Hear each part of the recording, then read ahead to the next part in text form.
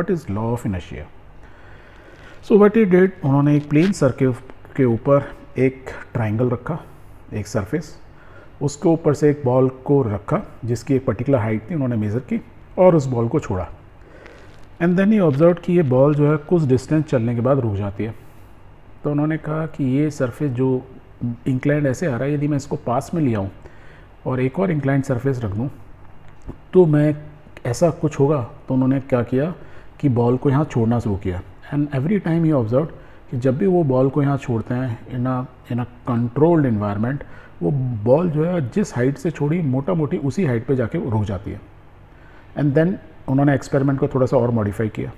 अब उन्होंने क्या किया, जिस सरफेस को ये राइट साइड वाला ट्राइंगल है इसके ना डिफरेंट एंगल देने शुरू किए। अभी तो ये देखो एग्जैक्टली सेम एंगल है। अब हमने एक्सपेरिमेंट को नीचे दिखते हैं, सेम हाइट मीन्स ये same triangle left hand side वाला। हमने बॉल ली, बॉल को अब हमने क्या किया, पहला ट्राइंगल बिल्कुल पास में लिया, ये बीच का डिस्टेंस भी और ख़त्म कर दिया, ठीक है। And then he did first time, then he measure the height कि वो सेम हाइट पे पहुंच गई। अब इन्होंने क्या किया, एक इसको एंगल को चेंज किया, ठीक है।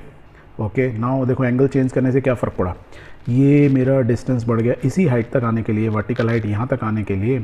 Now the ball has to travel more. तो okay, he did the experiment again and again he found कि बॉल मोटा मोटी उसी हाइट पे पहुँच जा रही है, एक्स मोर और less same height.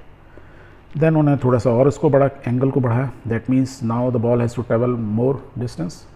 Okay, and he did the same experiment, he found the ball reach the same location. Means कहने का मतलब ये है, देन ही थॉट कि यार ये तो मैं बहुत कंट्रोल इन्वायरमेंट में कर रहा हूँ। मीन्स जब मैं एवरी टाइम यहाँ बॉल को छोड़ता हूँ तो वो एक सेम हाइट पहुँच जाती है। बट यदि मैं सेम एक्सपेरिमेंट ऐसे प्लेन में यदि मैं करता हूँ तो वो एक डिस्टेंस के बाद रुक जाती है। आइडली प्रैक्टिकली यदि मैं आइडली मतलब मैं ऐसे बोलूँ, हमारे अर्थ के एनवायरनमेंट में रोड के ऊपर यदि आप ऐसे किसी चीज़ को छोड़ोगे एक डिस्टेंस के बाद रख, दैट मीन्स कुछ तो ऐसी चीज़, अदरवाइज़ ये बॉल तो मेरी ज़िंदगी भर चलती ही रहनी चाहिए थी। मैंने एक बार उसको एनर्जी दे दी, एक बार उसको फोर्स लगा दिया, ठीक है। दिस टाइम हमने किस चीज़ का ग्रेविटेशनल फोर्स का यूज़ किया, उसी वजह से नीचे आई, तो इसको चलते रहना चाहिए। किसको, ये जो बॉल ऊपर से निकली ये लाइफ लॉन्ग चलती रहनी चाहिए। तो बॉडी जो है, ये जो बॉल है, इसकी प्रॉपर्टी क्या हुई, इसकी प्रॉपर्टी तो ही यदि कोई इसके ऑपोजिट में रेजिस्टेंस नहीं लगे, कोई फ्रिक्शनल फोर्स ना हो, तो मेरी बॉल जो है जिंदगी भर सेम वेलोसिटी से चलती रहेगी life long. Because there is a frictional force, as a result क्या हो रहा है कि जो मैंने फोर्स इस पर लगाया वो लॉस हो रहा है, वो एनर्जी जो मैंने इसको दी वो अगेंस्ट फ्रिक्शन लूज़ होती जा रही है, ठीक है।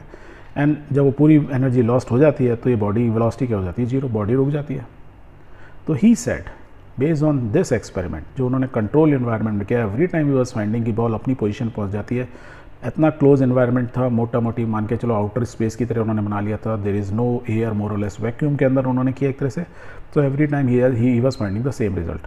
और फ्रिक्शन को उन्होंने जो सरफेस यूज़ किया उसका फ्रिक्शन इतना रिड्यूस कर दिया, मान के चलिए मोर और less zero. That is why यदि फ्रिक्शन होगा तो डिस्टेंस पे तो कम डिस्टेंस हाइट तक जानी चाहिए थी। तो उन्होंने कंट्रोल इन्वायरमेंट में there is no drag force, friction reduced, surface is so smooth, literally friction is zero, and he was getting the same. So based on this experiment, he concluded a body in motion continues to move with a uniform velocity if there is no friction or if there is no resistance. मतलब कोई भी body हमेशा चलती ही रहेगी with a uniform velocity unless and until कोई उसको रोके, कोई इसके ऑपोजिट डायरेक्शन में फोर्स लगे, जैसे इस केस में फ्रिक्शनल फोर्स लग रहा है, ठीक है। या इसका ऑपोजिट ट्रू है, a body at rest continues to remains at rest, कि कोई बॉडी रेस्ट पे है तो रेस्ट पे रहेगी अनलेस एंड अनटिल आप उस पर धक्का ना मारो, right. And this property of the body is called inertia. क्या बोलते हैं उसको, इनर्शिया, कि हर बॉडी की ये प्रॉपर्टी होती है। जैसे आपको पेरेंट्स और टीचर नहीं डांटे तो आप पढ़ोगे ही नहीं, राइट। ये आपकी स्टूडेंट का एक वो होता है प्रॉपर्टी, इनर्शिया है। या आपका विज़न क्लियर नहीं होगा कि आपको डॉक्टर या इंजीनियर बनना है तो आप पढ़ोगे ही नहीं। ये बहुत यूनिवर्सल ट्रुथ है। तो बस इस एक्सपेरिमेंट में गैलीलियो ने ये यूनिवर्सल ट्रुथ पता लगा लिया, एंड दिस प्रॉपर्टी जिसको इनर्शिया बोला उसको इनडायरेक्टली क्या बोलता है, रेजिस्टेंस टू चेंज।